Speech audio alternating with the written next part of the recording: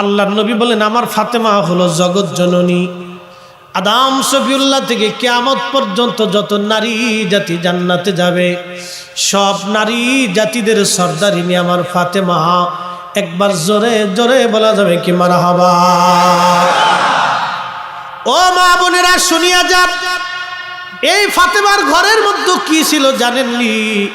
তার একটা বালিশ ছিল, খেজুর গাছের যে ছাল আছে ছাল, সোবলা, এই সোবলাগুলি উঠি ওই বালিশের মধ্যে ভরে চামড়া দিয়ে বালিশ বানানো হয়েছিল।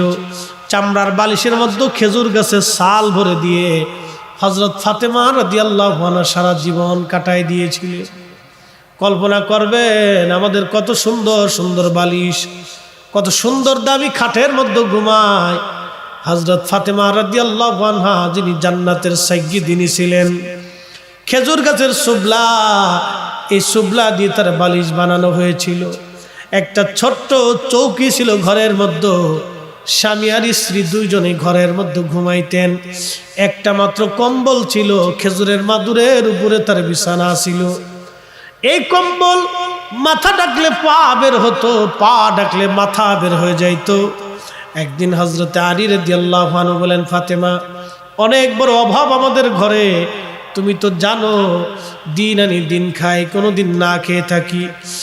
শোনো, রসুলের দরবারে বাইতুল মালে গনিমতের মাল আসছে, তুমি যাইয়া যদি রসুলের দরবারে বলো তাহলে আল্লাহর নবী মনে হয় তোমাকে ফেরত দিবে না। তুমি একটু যাইয়া তোমার অভাবের কথা নবীর দরবারে যায় বলো। হযরত ফাতেমা চলে গেলেন রাত্রিবেলা এশার নামাজের পরে। রাত একটু বেশি বেশি হয়ে গেল, ঘরের দরজার মধ্যে টুকা লাগাইলেন। আল্লাহর নবীর ঘরের মধ্যে তখন নবীজির দাসী হযরত উম্মে আইমান রাদিয়াল্লাহু আনহা ছিলেন। উম্মে আইমানকে নবী দাসীর নজরে কোনোদিন দেখেন নাই। নবী বলতেন, উম্মি বাদাল উম্মি, আপনি মায়ের পরে আমার একটা মা, আপনি মায়ের পরে আমার একজন মা, আপনি মায়ের পরে আমার একজন মা। আল্লাহর নবী যখন ফাতেমা ঘরের দরজায় টুকা লাগাইলেন, টুকা লাগানোর সাথে ফাতেমার ঘরের হাতের আওয়াজ নবীজি বুঝে ফেললেন। উম্মে আইমানকে ডেকে বলেন, উম্মে আইমান রে, এই টুকার আওয়াজটা আমার ফাতেমার গিরান আসে। এত রাত্রে আমার ফাতেমা ছাড়া আর কে আসবে? তাড়াতাড়ি দরজা খুলে দাও। এত রাত্রে আমার ফাতেমা কেন আসলো? দরজা খুলে দেওয়ার পরেই আল্লাহর নবীকে সালাম দিয়ে ফাতেমা ঘরের মধ্যে ঢুকলেন। কি ব্যাপার মা, কি জন্য আপনি আসছেন? বলি, ইয়া রাসূলুল্লাহ, আমি শুনছি আপনার কাছে গনিমতের মাল আসছে। নবী গো, আপনি তো জানেন আপনি আমাকে হযরত আলীর সাথে বিয়ে দিয়েছেন, আলী তো গরিব মানুষ। হুজুর, আমার দিন আনি দিন খাই, বড় কষ্টের মধ্যে সংসার চলে, কিছু গনিমতের মাল থেকে কি আমার জন্য বন্টন কিছু করা যাবে? আল্লাহর নবী ডাক দিয়ে বলেন, ফাতেমারে যাও, তোমার জন্য কোনো কিছু বরাদ্দ হবে না। এই সব গনিমতের মালগুলি আমি গরিব উম্মতের জন্য বরাদ্দ করে দিয়েছি। একটু চিন্তা করেন তো, একটু ভাবেন তো, রাসূল আমাদেরকে কতটা ভালোবাসতেন। নিজের কন্যাকে নবী মাহরুম করে দিচ্ছে গরিব উম্মতের চিন্তা। নিজের উম্মতকে নবীজি মাহরুম করে দিলেন গরিব উম্মতের চিন্তায়। ডেকে বললেন, ফাতেমা যাও, তোমার জন্য কোনো বরাদ্দ হবে না ফাতেমা, আমার গরিব উম্মতের জন্য বরাদ্দ করেছি। হযরত ফাতেমা মন খারাপ করলেন না, আলহামদুলিল্লাহ বলে বাবার কাছ থেকে সালাম দিয়ে চলে আসছে। চলে আসলে হযরত আলী বলেন, ফাতেমা রে, নবীজি কি বলছে বলো।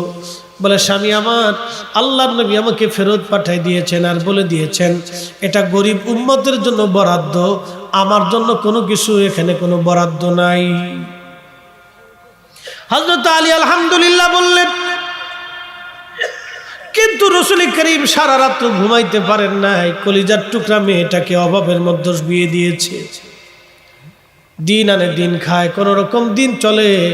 কলিজার টুকরা ফাতেমা আজকে কষ্ট পেয়ে চলে গেল, আমি তারে কিছুই দিলাম না, নবীজি রাত্রিবেলা ঘুমাইতে পারে নাই। জিব্রাইলকে আল্লাহ পাঠাই দিলেন, জিব্রাইল তাড়াতাড়ি যান, আমার বন্ধুর কষ্ট হয়। বন্ধুকে যায় বলবেন ফাতেমার জন্য দুইটা অপশন আছে। প্রথম অপশন হলো গনিমতের মাল, তাকে বলবেন যদি ফাতেমা গনিমতের মাল চায় তো গনিমতের মাল দেওয়া হবে, আর নতুবা এশার নামাজের পরে আমার ফাতেমা যেন 33 বার আলহামদুলিল্লাহ, 33 বার সুবহানাল্লাহ, 34 বার আল্লাহু আকবার বলে তাসবিহ পড়ে। আর যায় বল ভাই আমলটা যেন ফাতেমা এবং আলী কখনোই ছেড়ে না দেয়। আল্লাহর নবীজি দৌড়ায় চলে আসলেন সকালবেলা ফজরের নামাজের পরে, ঘরের মধ্যে টুকা দিলেন, দরজা খুলে দেখলেন আব্বা হুজুর সামনে দাঁড়ানো। হযরত রাসূল করিম সাল্লাল্লাহু আলাইহি সাল্লাম ভিতরে ঢুকলেন। ফাতেমা রে, তোমার জন্য আমি একটা বিশেষ নিয়ামত নিয়ে আসছি। বলেন আব্বা জান, তুমি কি গনিমতের মাল চাও, না আল্লাহ তোমার জন্য একটা দোয়া পাঠাইছে, একটা তাসবিহ পাঠাইছে, তাসবিহ তুমি চাও?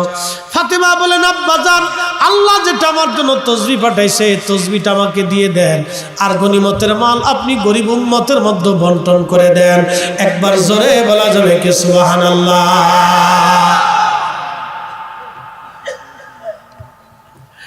আল্লাহর নবী বললেন ফাতেমা তাহলে শোনো, গরিব উম্মতের জন্য গনিমতের মাল বন্টন করে দিলাম, তোমার জন্য প্রত্যেক এশার নামাজের পরে রাত্রিবেলা ঘুমোতে যাওয়ার আগে তুমি আর আলী দুইজন 33 বার আলহামদুলিল্লাহ, 33 বার সুবহানাল্লাহ, 34 বার আল্লাহু আকবার বলে তোমরা তাসবিহ শেষ করবা। আল্লাহ রাব্বুল আলামিন তোমার ঘরের মধ্যে কোনোদিন অভাব রাখবে না। হযরত আলী রাদিয়াল্লাহু আনহু কোনোদিন এবং ফাতেমা জীবনের শেষ সময় পর্যন্ত আমল কোনোদিন ছেড়ে দেন নাই। এমনকি ইন্তেকালের আগ মুহূর্ত পর্যন্ত, রজনী পর্যন্ত হযরত আলী এবং ফাতেমা আমল তিনারা ছেড়ে দেন নাই। একবার আওয়াজ তুলে বলা যাবে কি মারহাবা? একটু কল্পনা করেন, গরিব উম্মতের চিন্তায় নবীজি ফাতেমাকে খাবার পর্যন্ত দেয় নাই। এখান থেকে বুঝে যান যে আল্লাহর নবী আমাদেরকে কিভাবে ভালোবাসতেন। বড় আফসোস, আমরা উম্মত রসুলকে কিছু দিতে পারি না, আমরা উম্মত হয়ে নবীকে কিছু দিতে পারি না, কিচ্ছু দিতে পারি। তা আপনাদের কাছে অনুরোধ করব, রসুল করিমের সুন্নাহগুলি বেছে বেছে মানবেন। 63 বছরের পুরা জীবনের আদর্শটা মেনে চলবে। 63 বছরের পুরা জীবনটাই রসুলের আদর্শ এবং আমাদের জন্য অনুসরণীয়, অনুকরণীয়।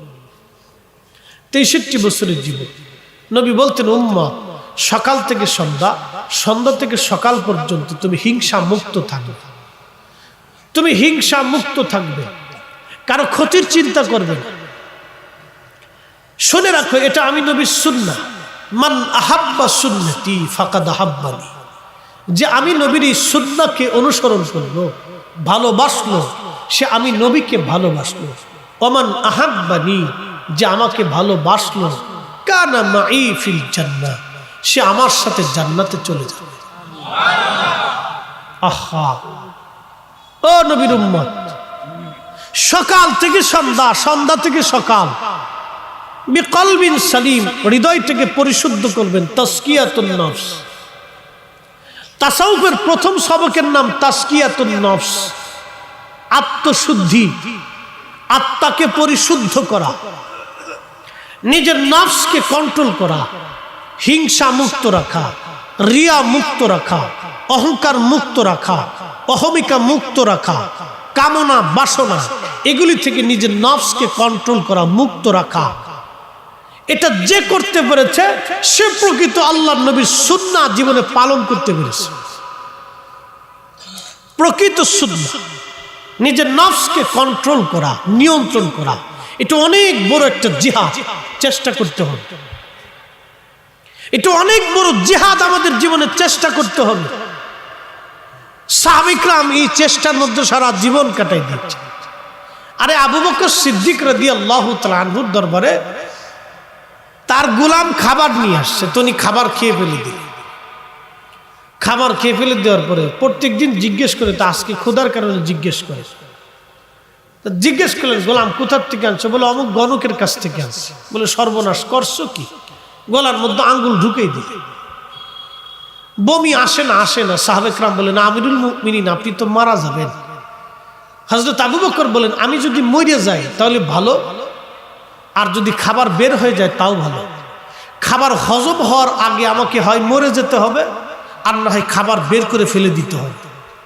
হালালের প্রতি কোনো বান্দার যদি অপরিসীম ঝোঁক থাকে তাহলে বুঝবেন এটা সাহাবায়ে কেরামের আদত, সাহাবায়ে কেরামের চরিত্র, রাসূল করিমের চরিত্র। একসাথে বলা যাবে না মারহাবা? আবু বকর সিদ্দিক রাদিয়াল্লাহু আনহু গলার ভিতর আঙ্গুল ঢুকিয়ে দেওয়ার পরে বমি করে খাবার ফেলে দিলেন। তারপরে তিনি সেই খাবারটা রাখেন নাই পেটের মধ্যে। কারণ কি? ওই খাবারটা এক গণকের খাবার ছিল।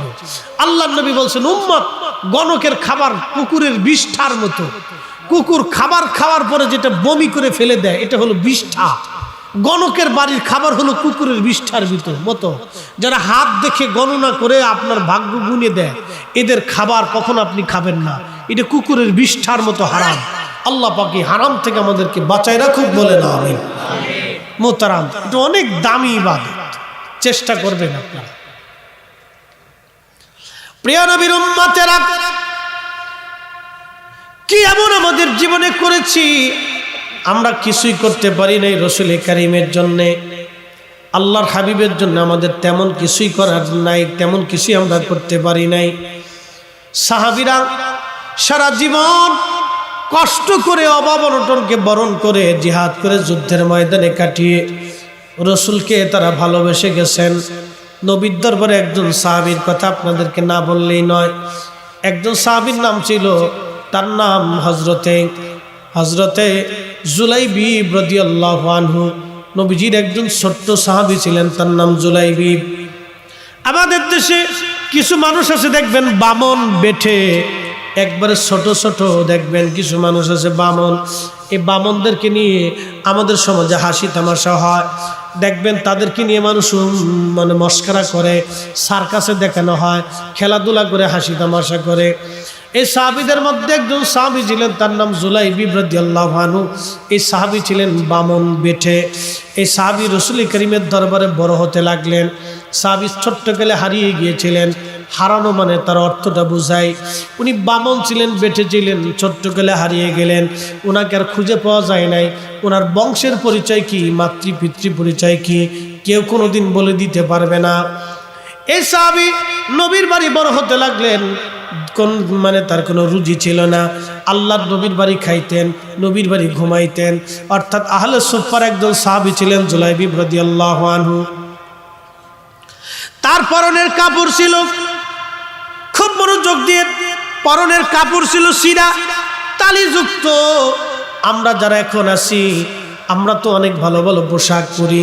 সেই দিন তো পোশাকের অনেক দাম ছিল। তালিযুক্ত যদি পরনে কাপড় পরতো, দেহে কাপড় থাকতো না, দেহে লাগাইলে পরনে তার কাপড় থাকতো না। সে সাহাবীর নাম হযরত জুলাইবিব রাদিয়াল্লাহু তাআলা আনহু। হযরত জুলাইবিব রাসূল করিমের একজন সাহাবী। আল্লাহর নবীজির দরবারে বড় হলেন, যৌবনে পদার্পণ করলেন। আল্লাহর নবী ডাক দিলেন, সাহাবী জুলাইবিব, তোমাকে তো বিয়ে দেওয়ার দরকার, তোমার জন্য একটা পাত্রী দেখার দরকার। জুলাইবিব বলেন, ইয়া রাসূলুল্লাহ, আমার পরিচয় আমি বেঠে, আমার পরিচয় আমি বামন, আমি গরিব, আমি দরিদ্র, আমার বংশের কোনো পরিচয় নাই। ইয়া নবী আল্লাহ, আমার সাথে মদিনার মানুষকে মেয়ে বিয়ে দিবে? কোন নারী আমাকে পছন্দ করবে? মদিনার কোনো নারী আমাকে পছন্দ করে না। মদিনার কোনো লোক আমার সাথে মেয়ের বিবাহ দিতে চায় না। আল্লাহর নবী বললেন, জুলাইবিব, আমি তোমার জন্য একটা মেয়ে পছন্দ করব, চিন্তা করো না, আমি তোমার একটা সংসার করে দিব। একবার জোরে বলা যাবে কি মারহাবা? একসাথে জোরে বলেন নাকি আল্লাহু আকবার?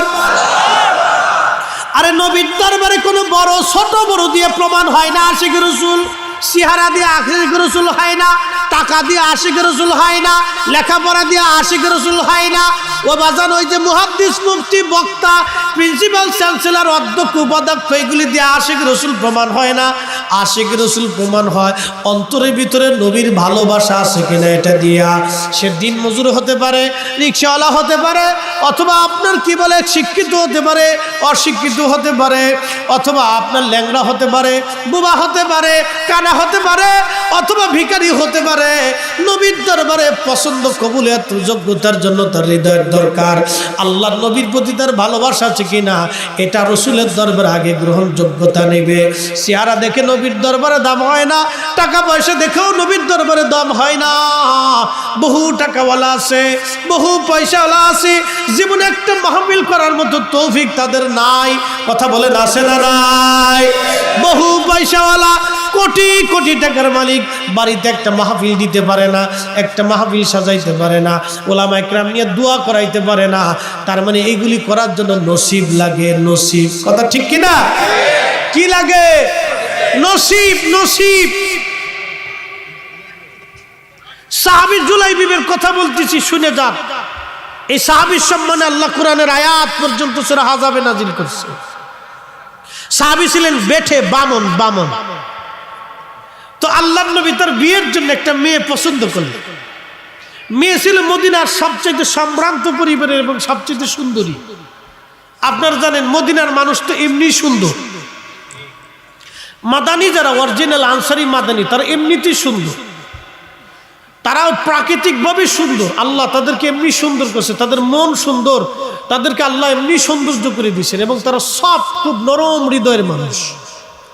অরিজিনাল যারা মাদানী তারা খুব সফট, নরম হৃদয়ের এবং খুব মেহমান প্রিয়। তারা মেহমান ছাড়া খাবার খায় না, আর মেহমান পাইলে তারা খুশি হয়, আর মেহমানদারি ছাড়া তারা মেহমানদারি করে। দেখবেন মদিনাতে অধিক হাজিদেরকে যারা খাওয়ায় বেশি তারা হলো অরিজিনাল মাদানী। একসাথে বলা যাবে মারহাবা। মাদানীরা খাওয়ায়, খাওয়ায়। আর আমরা দেশে খালি বেদাতের ফতোয়া। আচ্ছা, আমাদের খালি বেদাতের ফতোয়া। আচ্ছা, ইনশাল্লাহ আমরা তাবারক রেডি হয়ে গেছে, আমরাও রেডি করে দেবো ইনশাল্লাহ, চিন্তার কারণ নেই। শেষ দিয়ে দিব, ছোট্ট একটু ঘটনা বলে শেষ করে দিই। একসাথে জোরে বলি তো আল্লাহু আকবার। যারা পিছনে পড়ে গেছেন তারা তাড়াতাড়ি চলে আসেন, অনার দেরি টেরি করেন না। না, অনেকে তো দোকানপাটে বসে রয়েছে, চিন্তা আছে। হ্যাঁ হয়, মিলাদ শরীফের সময় আমরা লাইন করে দিব একবারে কিয়ামের সময়। হ্যাঁ, তাবারকের পরে মোনাজাত হবে ইনশাআল্লাহ। না, মোনাজাতের পরে আর তাবারক কারণ নসিবে নাই, মোনাজাতের আগেই দিতে হবে। অতএব যারা দূর আছে চলে আসেন, আর দেরি করেন না, কিন্তু পরে কিন্তু আর পাবেন না। আচ্ছা, যা হোক, দোয়ার জন্য তাদেরকে একটু সুযোগ দিই, আসুক তারা একটু দোয়ায় বসুক আর কি। কারণ জীবনে দোয়াটা হয়তো কবুল করলেও আল্লাহ হেদায়েত দিতে পারে, ঠিক কি না? হেদায়েত কি আমাদের হাতে না আল্লাহর হাতে? আল্লাহর হাতে। তো সাহাবী জুলাইবিবের কথাটা 5 মিনিটে শেষ করে দিই।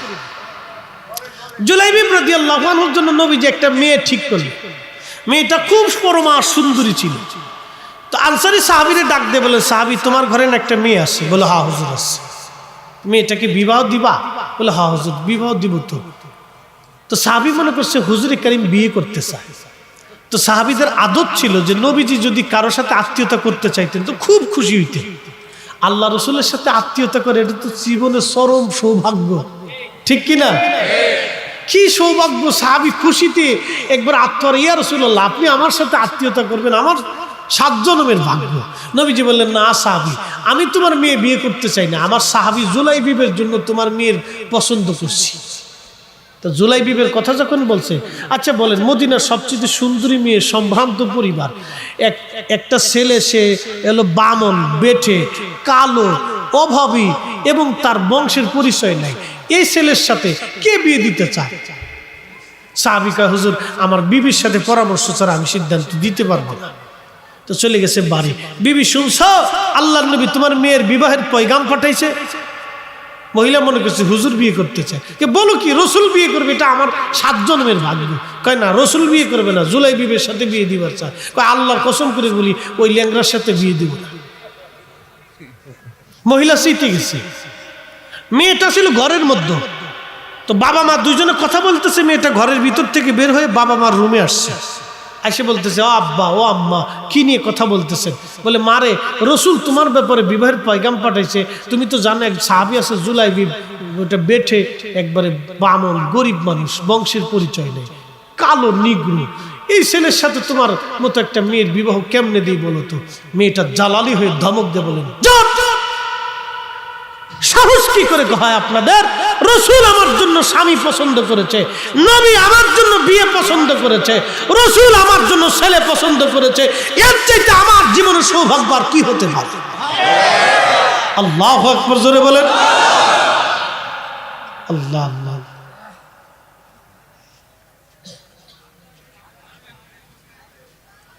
আল্লাহ রাব্বুল আলামিনের রসুলের দরবারে মেয়েটা বলতেছে, বাবাকে বলতেছে, তাড়াতাড়ি যান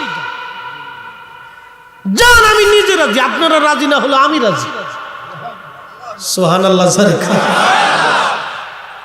বিয়ের দিন তারিখ হয়ে গেল, বিয়ে হয়ে গেল।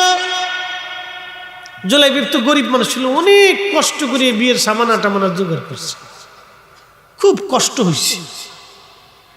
মসজিদে নববীতে বিয়ে হচ্ছে, বিয়ে পড়াইতেছেন আল্লাহর নবী, ইজাব কবুল হয়ে গেল। আমাদের দেশে বিয়ে তো ভাই সিস্টেম ভিন্ন। অনেক কাজী আছে দেখবেন মুতি পানি নেয় না। কি কথা খারাপ কইছি? অনেক কাজী আছে মুইতে পানি নেয়, ওরা আগে সুন্দর করে আইনে পাক সাফ করা। যদি শুনেন যে না ও ডিলা কুলুপ করে না, তাহলে আগে পুকুরের মধ্যে সুবাই এটাকে সুন্দর করে পবিত্র বানাবে। কারণ বিয়ে থাই কিন্তু চারটেখানি কথা না। আমি আপনাদেরকে বলি, এই বিয়ে কিন্তু একটা পবিত্র বন্ধন। বিয়ের কারণে কিন্তু আমার বাবার পরিচয়, মার পরিচয় হয়েছে। আমি একটা সংসার পাইছি, একটা জীবন পাইছি, একটা জমি পাইছি, একটা আইডি কার্ড পাইছি, আমি একটা দেশ পাইছি, আমি একটা ভাষা পাইছি, আমি আর একটা সংসার হয়েছে, আমার একটা জীবন হয়েছে। কি কথা ঠিক কিনা? বিয়ে কিন্তু ছেলে খেলা না। আমাদের দেশে মানুষ মনে করে বিয়ে থা মনে একটা ছেলে খেলা, নাকি না? এগুলো সাবধান, বিয়ে থার হিসাব অনেক কিন্তু। আর বিয়ে পড়ানোটা মসজিদের মধ্যে হলে এটা রসুলের পরিপূর্ণ সুন্নাহ আদায় হয়। কারণ মসজিদে যারা ঢুকবো তারা অজু ছাড়া ঢুকতো না। হ্যাঁ, তা চিন্তা করবো না মসজিদে অজু ছাড়া যাওয়া যেত না, আর যেটা মুইতে পারি না হে ঢুকতোই না। এই জন্য মসজিদের ভিতরে ঢুকাই দেবেন, কেন বিয়ে থা মসজিদে পড়ানো হইব, এটা মনে রাখেন। তাহলে যে কাজ পবিত্রতার মাধ্যমে শুরু হয়, সে কাজের শেষটা পবিত্রতার মাধ্যমেই সুন্দর হয়। কি কথা বলেন ঠিক কিনা? এই মাসালাটা যেন আপনাদের মনে থাকে। সুন্নতি বিয়ে তো আমাদের দেশে অনেকে বুঝি না। এখন আমাদের দেশের সিস্টেম হয়ে গেছে, বিয়ে থা হইলে পরে বউ হলো আরেকজনের, কুস্তি খেলে আরেকজন, মনে কিছু নিয়ে না। কি কুস্তি চলে ওরে, বাপরে বাপ! বিয়ে বাড়ি কাদা দিয়ে তারপরে রং দিয়ে কুস্তি চলতেছে। ওরে শয়তান, শয়তানে আসে আর তার সাই বাস সব আমার দুস্ত আর দুস্তি উম্মা করলেন, যার লকব হচ্ছে ইমামুল মুরসালিন। 1,24,000 নবী আলাইহিমুস সালাম গণের যিনি ইমাম ছিলেন, যিনি রাহমাতুল লিল আলামিন। মনে রাখবেন, আপনারা যেই জমিনের উপরে বসে আছেন, আল্লাহ জমিনের নিচে আরো 6টা জমিন সৃষ্টি করেছে। যেই আসমানের নিচে বসে আছেন, ওই আসমানের উপরে আল্লাহ আরো 6টা আসমান তৈরি করেছেন। মোট 7টা আসমান, 7টা জমিন আল্লাহ তৈরি করেছেন। এই 7 আসমান ও জমিনের ভিতরে যত সৃষ্টি আছে, যত মখলুক আছে, আল্লাহর যত সৃষ্টি আছে, সমস্ত যাবতীয় সৃষ্টির জন্য, জগতের জন্য, মখলুকের জন্য আল্লাহ তার রসুলকে রহমত হিসেবে আমাদের মাঝে পাঠিয়েছেন। আল্লাহ সেই মহান নবীর উম্মাহ হিসেবে আপনাকে আমাকে কবুল করেছেন। তিনি এমন একজন নবী, কঠিন মেহশরের মাঠে অসংখ্য ফেরেশতারা আল্লাহর আদালতে হাসরের মাঠে সেজদার মধ্যে পড়ে থরথর করে কাঁপতে থাকবে, যে না জানি আল্লাহর হুকুমকে আমরা ঠিকমতো আদায় করতে পারছি কিনা। সমস্ত জিন জাতিরা আল্লাহর সামনে সেজদায় পড়ে থরথর করে কাঁপতে থাকবে এবং স্ব আকৃতি নিয়ে তারা হাসরের ময়দানে উত্থাপন হবে। মানব জাতিরা আল্লাহর সামনে সেজদায় পড়ে থরথর করে কাঁপতে থাকবে। নবী আলাইহিমুস সালামগণ চিন্তিত হবেন, গুনাহের জন্য না, আল্লাহর কাহারিয়ত দেখে আল্লাহ সেই দিন রাগ করবেন, রাগান্বিত থাকবেন। আল্লাহর এই রাগান্বিততার অবস্থা দেখে নবীরা পর্যন্ত চিন্তিত হয়ে পড়বেন যে আল্লাহকে আজকে কি করে ঠান্ডা করা যাবে, আল্লাহকে কি করে আজকে নরম করা যাবে। এভাবে আল্লাহর রুদ্রতা, কাহারিয়াত হাজার হাজার বছর চলতে থাকবে। দুনিয়ার 50,000 বছর এক জায়গা করলে যত বড় হবে, হাসরের একটা দিন হবে তত বড়। সেই দিনের হাজার হাজার বছর আল্লাহর কাহারিয়ত মানুষ দেখতে থাকবে। সূর্য মাথার 1 থেকে 2 কিলোমিটার উপরে থাকবে। বর্তমান সূর্যের তাপমাত্রা 200 কোটি ডিগ্রি সেলসিয়াস। সেই দিন সূর্যের তাপমাত্রা আরো 70 গুণ বৃদ্ধি পাবে। মানুষ পুড়ে যাবে না, ঝলসে যাবে না, কিন্তু মানুষ সূর্যের উত্তাপে সেই দিন প্রচন্ড গরমে মানুষের ঘাম বেরিয়ে থুতনি পর্যন্ত, বুক পর্যন্ত, নাভি পর্যন্ত ডুবে যাবে। সেই দিন মানুষের জিহ্বাগুলি কুকুরের জিহ্বার মতো ঝুলতে থাকবে। কঠিন তৃষ্ণায় পেরেশানিতে মানুষ হিমশিম খেয়ে পাগলের মতো প্রলাপ বকতে থাকবে। সেই কঠিন মেহশরের মাঠে আল্লাহ পাকের আরশে মুআল্লাতে আল্লাহ সমাসীন থাকবে। আল্লাহ অনেক বড় আদর আর সম্মান করে আর ভালোবেসে আল্লাহ তার রসুল করিমের জন্য আরশে মুআল্লার ডান পাশে নবীর জন্য একটা আসন আল্লাহ বরাদ্দ করে মাকামে মাহমুদ ওয়ালা বানাইয়া নবীকে আল্লাহ ইজ্জত ওয়ালা করে রাখবে। একসাথে জোরে বলবা যাবে না আল্লাহু আকবার? আর জোরে বলি না আল্লাহু আকবার? আমরা সেই নবীর উম্মত, আমরা সেই নবীর উম্মত। মিথ্যা না বললে ফেডের মতো হজম হয় না। আমরা সেই নবীর উম্মত। মানুষ না ঠকাইলে আমাদের ভালো লাগে না। আমরা সেই নবীর উম্মত। বাবা আজকে সন্তানকে ভয় পায়, বাবা সন্তানকে ভয় পায় যে সন্তান আমার বৃদ্ধকালে আমাকে ঘরে রাখবে কিনা, চিন্তায় থাকে। আমরা সেই নবীর উম্মত। আফসোস আমাদের জন্য। কত বড় নবীর উম্মত আপনি একটু চিন্তা করেন তো, কত বড় দামি নবীর উম্মত আমরা। আল্লাহু আকবার। আল্লাহর এই মহা সৃষ্টির ভিতরে আল্লাহ সবচেয়ে বেশি যিনি যাকে আদর করতেন তিনি আমাদের নবী। তিনি হাত তুলতে দেরি হতো, আল্লাহ কবুল করতে দেরি করতেন না। তিনি আকাশের দিকে চাইলে ইচ্ছা পূরণ হয়ে যেত। তিনি মন বেজার করলে আল্লাহ ওহী নাজিল করত খুশি করার জন্য। এ নবীকে খুশি করার জন্য আল্লাহ ওহী সাথে সাথে নাজিল করতেন, দেরি করতেন না। কোন রকম একটু মন বেজার হলেই আল্লাহ ওহী নাজিল করতেন। এখন শাবান মাস চলে, এ মাসের পর একটা মাস আসবে মাহে রমাদান, খুব দামি মাস। তো রাসূল করিম সাল্লাল্লাহু আলাইহি ওয়াসাল্লাম খুব চিন্তিত। সাহাবায়ে কেরাম এসে বললেন, ইয়া নবী আল্লাহ, শুনছি আগের জমানার উম্মতেরা অনেক লম্বা হায়াত পাইছে, হায়াতের ভিতরে তাদের সারা রাত জেগে জেগে ইবাদত করেছে, সারা দিন জিহাদের ময়দানে কাটিয়ে রোজা রেখে ইবাদতে তারা কাটিয়ে দিছে। নবী গো, আমাদের হায়াত কম, নেকি কম, হাসরের ময়দানে তো আমরা লজ্জিত হয়ে পড়ি। আল্লাহর নবীর চিন্তায় কপালে ভাঁজ পড়ে গেল। নবীজি চিন্তায় পড়ে গেলেন, হ্যাঁ কথা তো সত্য, আমার উম্মতের হায়াত কম, নেকি কম, তা আমার উম্মত তো কিয়ামতের ময়দানে আমি লজ্জিত হয়ে যাব, কি অবস্থা হবে সেই দিন। প্রিয় নবীজি চিন্তায় মগ্ন হয়ে গেলেন। চিন্তা করতেছিলেন, আল্লাহ পেরেশানি মুক্ত করার জন্য সাথে সাথে ওহী নাজিল করে বসলেন। একসাথে জোরে বলা যাবে আল্লাহু আকবার। আল্লাহু আকবার ওয়ালিল্লাহিল হামদু বিসমিল্লাহির রাহমানির রাহিম।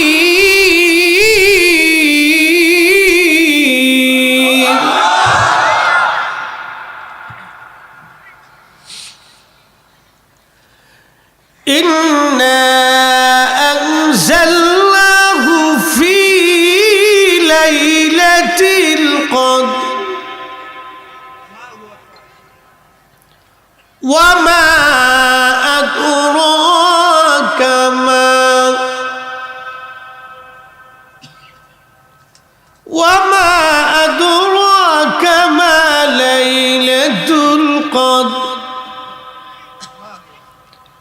লাইলাতুল কদরি খায়রুম মিন আলফি শাহর। আল্লাহ পাক সাথে সাথে আয়াত নাজিল করলেন, নবীকে আল্লাহ ঠান্ডা করলেন, চিন্তা মুক্ত করে দিলেন, হাস্যোজ্জ্বল করে দিলেন, খুশি করে দিলেন। আল্লাহ তার রসুলকে খুশি করতেন, এর জন্য নবীর একটা লকব হচ্ছে হাবিবুল্লাহ। খলিলুল্লাহ একটা লকব। খলিলুল্লাহর মানহাজ ছিল সে আল্লাহকে খুশি করত, আর হাবিবুল্লাহর অর্থ হলো আল্লাহ তার নবীকে খুশি করত। না আরো জোরে সুবহানাল্লাহ। আচ্ছা, নামাজ ছিল কয় ওয়াক্ত? 50 ওয়াক্ত ছিল প্রথম। আল্লাহ এটা কমাইতে কমাইতে 5 ওয়াক্ত কমাই দিছে। 5 ওয়াক্ত যদি ঠিক মতো আদায় করে তো 50 ওয়াক্তের সওয়াব মিলে যাবে। যদি ঈসা আলাইহিস সালামের উম্মত হইতেন এই নিয়ামত সুযোগ হইতো? যদি মুসা আলাইহিস সালামের উম্মত হইতেন তাহলে এই সুযোগ ছিল? আদম আলাইহিস সালামের উম্মত হলে এই সুযোগ ছিল? আখেরি নবীর উম্মত হওয়ার কারণে আল্লাহ এই সুযোগ আপনাকে আমাকে মিলাই দিছে। কিয়ামত পর্যন্ত সেজদা দিয়ে যদি বলেন আল্লাহ শুকর আদায় করলাম, তারপরে এই নবীর উম্মত হওয়ার জন্য শুকর আদায় করা শেষ হবে না। কিন্তু বড় আফসোস হলো সত্য, আমরা দোকানে আসি, রাস্তায় আসি, কিন্তু মাহফিলে আসি না। ব্যর্থতা আমাদের এখানে, নবীর ব্যর্থতা না, উম্মতের ব্যর্থতা। রাসূল কারীমের ব্যর্থতা না, উম্মতের ব্যর্থতা। প্রশ্ন করি, জবাব দিবেন, নবী কি আমাদের কাছে ঠেকা? ঠেকা? আমরা সবাই নবীর কাছে ঠেকা, আমরা সবাই রাসূল কারীমের কাছে ঠেকা। শুধু ঠেকা না, ঠেকার পরে ঠেকা। আরে মেহশরে রাসূল কারীমের সিল ছাড়া উম্মত জান্নাতে যাবে না, উম্মত জান্নাতে যাবে না, যাবে না, যাবে না। আমরা রাসূল কারীমের কাছে ঠেকা।